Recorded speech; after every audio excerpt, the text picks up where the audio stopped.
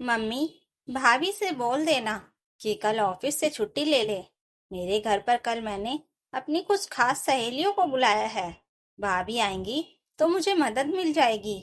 और वैसे भी मुझे मेरी सहेलियों के साथ बैठना पड़ेगा, तो रसोई भाभी संभाल लेंगी।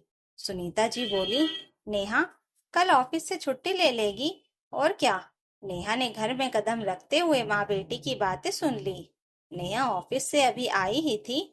उसने देखा कि घर में सभी लोग समोसे खाते हुए चटकारे लेकर बातें कर रहे थे, मगर दिशा को देखते ही सब एकदम से चुप हो गए। सास सुनीता जी बोली, आ गई नेहा, जाओ फटाफट मुंह हाथ धो लो और डिनर बनाने की तैयारी करो। तुम इतनी देर से ऑफिस से आती हो, इसलिए हम लोगों ने तो बाहर से मंगवा कर समोसे खा लिए, इसलिए अब भूख थोड़ी देर शांत रहेगी। तुम्हारी ननद प्राची को वापस उसके घर भी जाना है, इसलिए जरा जल्दी खाना बनाओ। और हाँ, चाय की चुस्कियां लेने सोफे पर मत बैठ जाना, पहले काम पर लग जाना। नेहा को भी बहुत तेज भूख लगी थी। वो बोली, मम्मी जी, मेरे लिए समोसा नहीं रखा है क्या? सुनीता जी बोली, एक तो देरी से घर आती हो और उस पर भी चाहती हो कि हम तुम्हारे लिए भी नाश्ता मंगवा कर रखें। यह मेरा घर है, कोई धर्मशाला नहीं, समझी? और तुम इस घर की बहू हो, कोई महारानी नहीं। मैंने गिनकर ही समोसे मंगवाए थे, सारे खत्म हो गए। नेहा के ससुर राजेश जी को अपनी पत्नी के द्वारा कहे शब्द बुरे लगे, मगर वे कुछ बोल नहीं पाए। नेहा कपड़े चेंज करने अपने कमरे में जाने लगी तो सुनीता जी बोली, अब कमरे में ज्यादा देर मत लगा देना, जल्दी बाहर आ जाना। और सुनो, कल तुम्हारी ननद की कुछ सहेलियां आ रही हैं, उसके घर तो तुम्हें उसके घर खाना बनाने जाना होगा, इसलिए ऑफिस की छुट्टी ले लेना। मम्मी जी, मैं बार बार ऑफिस की छुट्टी नहीं ले सकती। पिछले सप्ताह ही दीदी के घर मेहमान आए थे, जिस वजह से आपने मुझे छुट्टी लेने को कहा था। और मुझे ऑफिस की छुट्टी के बाद बॉस से जो डांट सुननी पड़ती है, उसका हर्जाना तो आप लोगों को नहीं भुगतना पड़ता ना। तनख्वाह मुफ्त की नहीं मिलती, ढेरों काम करने पड़ते हैं ऑफिस में। और वैसे भी मुझे कल तक एक जरूरी फाइल सबमिट करनी है, मैं छुट्टी नहीं ले पाऊंगी। सुनीता जी बोली, बहुरिया, ये ऑफिस का रौब मुझे मत दिखाओ, घर परिवार तो संभालना ही पड़ता है। ससुराल वालों को किसी चीज के लिए मना नहीं कर सकती तुम। उतने में नेहा की ननद प्राची भी बोली, हाँ भाभी, ससुराल वालों को अपनी तनख्वाह मत गिनाओ। खाना बनाना और सबको प्यार से खिलाना तो एक लड़की को करना ही पड़ता है, चाहे कितनी भी मोटी तनख्वाह हो उसकी। ससुराल वालों को तो खुश रखना ही पड़ता है। बीच में सुनीता जी बोली, कल के दिन तुझे जरूरत होगी तो तेरे काम भी तेरी ननद ही आएगी, समझी? नेहा कमरे में आई और सिर पकड़कर बैठ गई। नेहा का पति अमित, जो कि लैपटॉप पर काम कर रहा था, बोला, क्या हुआ, बहुत थक गई हो क्या? नेहा बोली, अमित, तुम मम्मी को समझाते क्यों नहीं? एक तो मैं इतनी थकी हारी ऑफिस से आई, मुझे चाय नाश्ता पूछना तो दूर, उल्टा उन्होंने मुझे चार बातें सुना दी। ऊपर से अब कल ऑफिस से छुट्टी लेने को बोल रही हैं, क्योंकि दीदी के घर उनकी सहेली आ रही हैं। अमित अपने काम में बहुत व्यस्त था। वो बोला, अरे यार, तुमने फिर मम्मी की बातों को दिल से लगा लिया। अब तुम घर की बहू हो, तो रिश्तेदारी तो तुम्हें निभानी ही पड़ेगी ना। और तुम जानती हो, मैं तुम्हारी तरफ से मम्मी से कुछ नहीं कह सकता, वरना मुझे मम्मी के मुंह से जोरू का गुलाम सुनना पड़ जाएगा, वो अलग। नेहा की आंखों से आंसू टपक पड़े और वो सोचने लगी, घर में खाना भी मैं बनाऊं, ऑफिस भी मैं जाऊं और रिश्तेदारियां भी मैं ही निभाऊं, जैसे कि मैं इंसान नहीं, कोई रॉबोट हूँ। उतने में सुनीता जी की आवाज आई, अभी तक क्या कर रही हो नेहा कमरे में? डिनर कब बनेगा?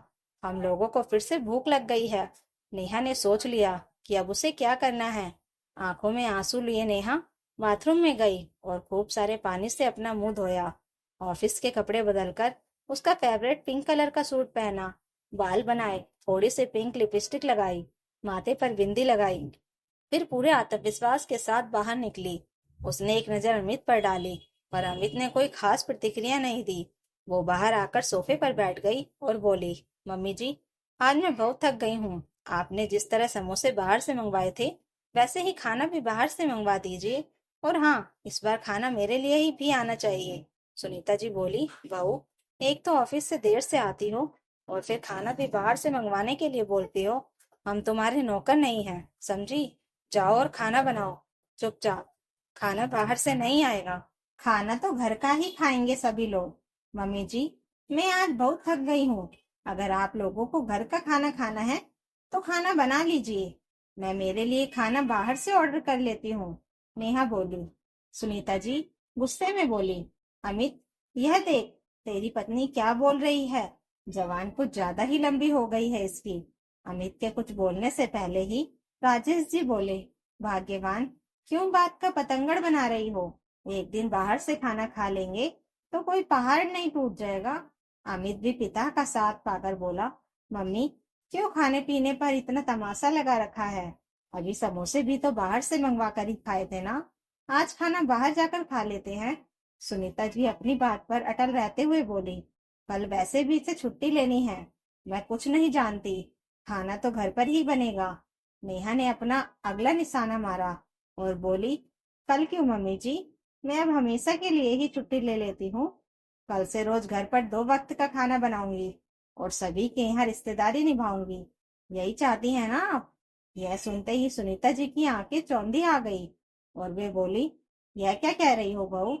तुम लोगों ने इतना बड़ा घर ले रखा है, लोन पर कार ले रखी है। तुम्हारे ससुर जी भी रिटायर हो चुके हैं, उनकी पेंशन से उतना खर्चा थोड़ी चलेगा। घर के कितने सारे खर्चे हैं। तुम अगर नौकरी छोड़ दोगी तो मेरा बेटा अकेले कैसे सब मैनेज करेगा। नेहा आराम से सोफे पर बैठी हुई थी। सास की बात सुनकर वो आत्मविश्वास से बोली, मम्मी जी, मेरी कमाई तो कभी आपके लिए महत्वपूर्ण थी ही नहीं, तभी तो आप मुझ पर इतना रोब झाड़ती हैं। और अगर मेरी कमाई इतनी ही महत्वपूर्ण है तो मेरा सहयोग कीजिए। मैं भी जब ऑफिस की छुट्टी लेती हूँ मुझे भी वहां डांट पड़ती है। मेरे ऊपर भी वहां काम का प्रेशर होता है। इससे अच्छा तो मैं हमेशा के लिए वहां से छुट्टी लेकर घर का सारा काम करूं, ताकि आप भी मुझसे शायद खुश हो जाएं। अभी तो इतना सारा काम करने के बावजूद भी आप मुझसे खुश नहीं हैं। नेहा की बात सुनकर सुनीता जी के हाथ पांव फूल गए, क्योंकि वे जानती थी उनके बेटे बहू की संयुक्त कमाई से ही घर के सारे खर्चे निकलते हैं और इतनी सारी सुख सुविधाएं भी मिलती हैं। बहू की मोटी सैलरी हाथ से जाते देख सुनीता जी अपनी बेटी प्राची से बोली, प्राची, तेरे घर तेरी सहेलियां आ रही हैं तो तू उनकी व्यवस्था देख लेना। उसके लिए बहू को ऑफिस से छुट्टी लेने की क्या जरूरत है। मैं भी कहाँ तेरी बातों में आ गई थी। बहू, तुम्हें ऑफिस से छुट्टी लेने की कोई जरूरत नहीं। तुम मन लगाकर ऑफिस का काम करो और जब तक बहुत जरूरी ना हो मैं तुम्हें ऑफिस से छुट्टी लेने को नहीं बोलूंगी। सुनीता जी धीरे से बोली। नेहा बोली, नहीं मम्मी जी, मेरा ऑफिस छोड़ना ही बेहतर होगा, क्योंकि मुझे ऑफिस से आने में बहुत बार देर हो जाती है, जिस वजह से खाना बनाने में भी देरी हो जाती है और फिर आपके ताने अलग से सुनने पड़ते हैं। इससे अच्छा तो मैं घर पर ही बैठूं। सुनीता जी बोली, बहू, अभी तो मेरे हाथ पांव काम कर रहे हैं, तुझे देर हो जाएगी तो मैं खाना बना लूंगी, मगर तू नौकरी मत छोड़ बस। राजेश जी और अमित मंद मंद मुस्कुरा रहे थे। आज नेहा ने नहले पर दहला मारा था। नेहा बोली, मम्मी जी, मैं 1 महीना और ऑफिस का काम करके देख लेती हूँ। अगर इस बीच कुछ भी गड़बड़ हुई तो मैं रिजाइन दो कर दूंगी। सुनीता जी बोली, कुछ गड़बड़ नहीं होगी बहू, देख लेना। फिर राजेश जी को इशारा करके बोली, आप जल्दी से खाना ऑर्डर कर दीजिए, बहू को भी भूख लगी होगी। और हाँ प्रिया, प्राची, तू हम सबके लिए चाय बना। तेरी भाभी के लिए अदरक वाली चाय बनाना, वो बेचारी कितना थक जाती है। प्राची मुंह फुलाकर सबके लिए चाय बनाने चली गई। अब उसे भी समझ आ गया था कि वो अपनी भाभी का ज्यादा इस्तेमाल नहीं कर सकती। खैर, नेहा को इस बात की खुशी थी कि उसने ना कहना सीख लिया था। ससुराल वालों की गलत बातों को सहकर वह भी बहुत तनावग्रस्त हो चुकी थी, लेकिन आज उसे अपने इस तनाव से आजादी मिल चुकी थी। दोस्तों, अधिकतर घरों में आज भी बहुओं का यही हाल है। घर में सभी लोग जब तक एक दूसरे का सहयोग नहीं करेंगे तब तक घर का माहौल ठीक नहीं हो सकता। तो दोस्तों, अगर आपको यह कहानी अच्छी लगी हो तो कमेंट करके जरूर बताइएगा और नई कहानियों के लिए चैनल को सब्सक्राइब जरूर कर लीजिएगा। Thank you for watching.